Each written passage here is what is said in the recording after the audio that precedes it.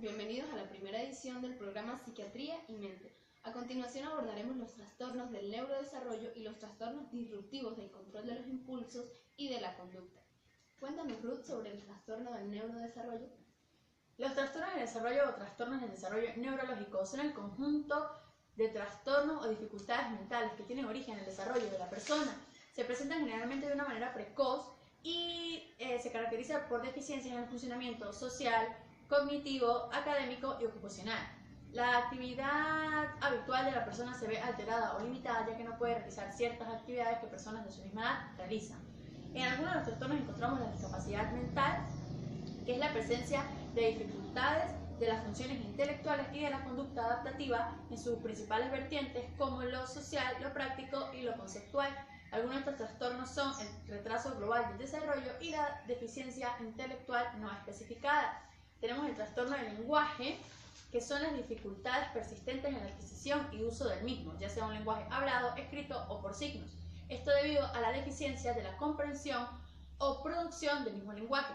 En los trastornos tenemos trastornos en la fluidez de inicio en la infancia, que es la repetición de sonidos y vocales, trastorno en la comunicación social, que es dificultad para seguir las normas de conversación o narración, y el trastorno de la comunicación especificada. Y por último, para yo hablar, tenemos el trastorno del espectro autista, que es la deficiencia persistente de la comunicación social y de la interacción social de los diversos contextos. Entre la deficiencia encontramos la deficiencia de la reciprocidad emocional y del desarrollo, mantenimiento y comprensión de las relaciones. Continuando con los trastornos del neurodesarrollo, tenemos el trastorno de déficit de atención e hiperactividad. En el déficit de atención presenta al individuo dificultad al momento de seguir instrucciones y órdenes, no presta atención a sus tareas y cuando se le habla directamente a la cara parece no escucharte. En la hiperactividad, el individuo se siente incómodo durante un tiempo prolongado en un lugar determinado. Habla excesivamente rápido y cuando le preguntas algo, te contesta sin tú terminar la pregunta. El trastorno específico del aprendizaje. En este presenta dificultades en la adquisición y utilización de aprendizajes académicos, como la lectura y comprensión, el análisis y los problemas matemáticos. En los trastornos motores tenemos el trastorno estereotipado. Tenemos el trastorno estereotipado, donde presenta movimientos repetitivos y sin control alguno o sin fin alguno. Y los tics, que tenemos el tic vocal, que es cuando una persona gruñe repetitivamente y sin ninguna necesidad, y el tic motor, que un ejemplo de este es cuando parpadeas sin parar varias veces.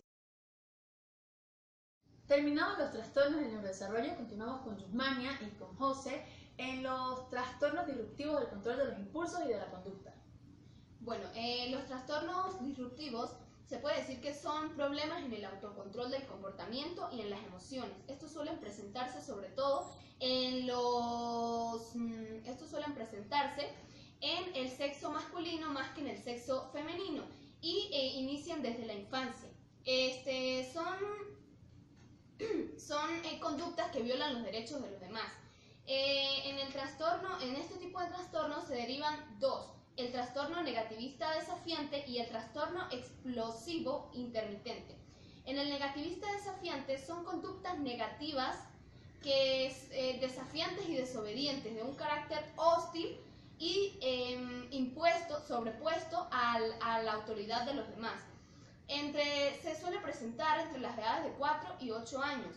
Presenta comportamientos como discutir con los mayores, desacatar normas, culpar a otros por sus errores y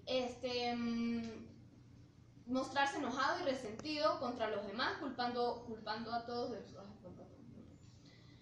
dentro de los trastornos explosivos intermitentes, esta es una alteración de la conducta y es una enfermedad producida por las alteraciones de la serotonina.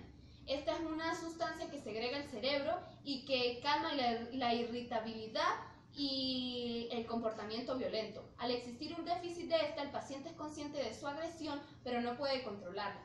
Se caracteriza por la falta de control de los impulsos y es manifestada mediante agresión verbal o agresión física contra la propiedad, otros individuos o los animales. Siguiendo el tema, están estos dos tipos tipos de trastornos: trastorno de conducta y trastorno de la personalidad. Trastorno de la conducta es una serie de problemas de conducta y emociones que presentan en niños y adolescentes. Los problemas de comportamiento pueden involucrar desafiante o impulsivo, consumo de drogas o actividades delictivas. Una de sus causas de este trastorno es maltrato infantil, consumo de droga o alcohol de parte de los padres, conflicto familiar, pobreza. Trastorno de la personalidad son un grupo de afecciones mentales en las cuales una persona tiene un patrón prolongado de comportamiento, emociones y pensamiento que es muy diferente a la expectativa de su cultura. Estos comportamientos interfieren con la capacidad de la persona para desempeñarse en las relaciones interpersonales como el trabajo o otros conflictos. Una de sus causas, que este trastorno por el cual no tiene su causa específica, es que es causado ambiental y genéticamente. Visto los diversos trastornos, podemos concluir que los trastornos del neurodesarrollo y los trastornos disruptivos del control de la conducta concurren muy frecuentemente. Podemos observar un ejemplo de que las personas que sufren del espectro autismo tienen una discapacidad mental y a su vez se ve reflejado una conducta agresiva o una conducta en que no quieren hacer caso a las reglas o normas que se le imponen al niño. ¿Qué otra cosa podríamos concluir?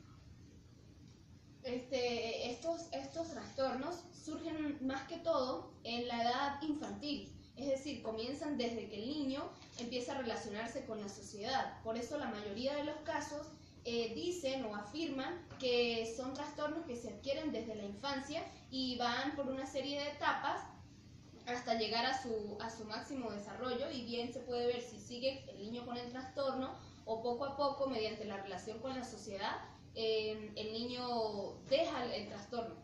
Sí, eso tenemos que tener en claro, que estos son trastornos que no tienen cura, persisten con la persona durante toda su vida y tiene que ser diagnosticado obviamente por un médico. Son tratados y a medida que son tratados la persona puede ejercer un ritmo normal de vida. Otra forma de ser tratados y ayudar a los niños a entender más la vida, las cosas, la lectura y eso es a través de juegos lúdicos o actividades físicas para los niños que tienen hiperactividad o déficit de atención. Muy bien. Una de las técnicas podría ser la entrevista clínica, donde el niño se expresa libremente con la persona, con el psiquiatra infantil o médico. Exacto. Bueno, esto fue todo por hoy. Nos vemos en una próxima edición de Psiquiatría y Mente.